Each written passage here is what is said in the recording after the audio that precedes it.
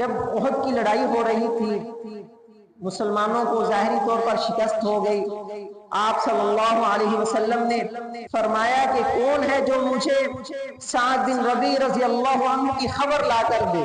ایک صحابی نے عرض کیا یا رسول اللہ میں جاتا ہوں، ان کی جا کر خبر لاتا ہوں۔ وہ شہیدوں میں گئے اور جا کر تلاش کرنے لگے۔ اس وقت سعد بن ربیع رضی اللہ عنہ آخری سانسوں میں تھے۔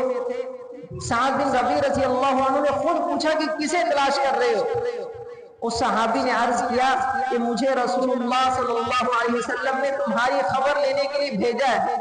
سعد بن ربیع رضی اللہ عنہ یہ سن کر خوش ہوئے کہ رسول اللہ صلی اللہ علیہ وسلم کو میری فکر ہے، اور یہ کہنے لگے کہ رسول اللہ صلی اللہ علیہ وسلم کو میرا سلام کہنا اور جا کر بتا دینا کہ مجھے نیزے کے 12 زخم آئے جو میری جان لینے والے ہیں۔ اور پھر اس صحابی سے فرمایا کہ جا کر میری قوم کو یہ پیغام دے دینا کہ اللہ کے ہاں تمہارا کوئی عذر قبول نہیں ہوگا کہ اگر تمہارے ہوتے ہوئے رسول اللہ صلی اللہ علیہ وسلم شہید ہو گئے۔ اگر تم میں سے کوئی ایک آدمی بھی زندہ رہا اور اس کے زندہ ہوتے ہوئے رسول اللہ صلی اللہ علیہ وسلم شہید ہو گئے تو پھر اللہ کے نزدیک تمہارا کوئی عذر قبول نہیں ہوگا۔